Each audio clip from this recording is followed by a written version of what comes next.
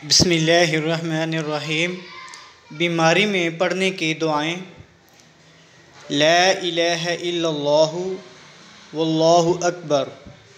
ला इलाहा इल्लल्लाहु वहदहु ला शरीका लहू। ला इलाहा इल्लल्लाहु लहुल मुल्कु व लहुल हम्दु। ला इलाहा इल्लल्लाहु वला हौला वला कुव्वता इल्ला बिल्लाह। ये थी दुआ बीमारी में पढ़ने की। हज़रत अबू सईद ख़ुदरी और हज़रत अबू हुरैरा रज़ियल्लाहु ताला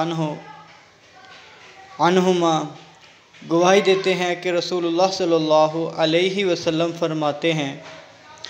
फरमाते थे, जिसने ये दुआ पढ़ी अपनी मर्ज़ में फिर वो मर गया तो आग इसको नहीं जलाएगी। तो ये थी बीमारी की दुआ और उसका तर्जुमा।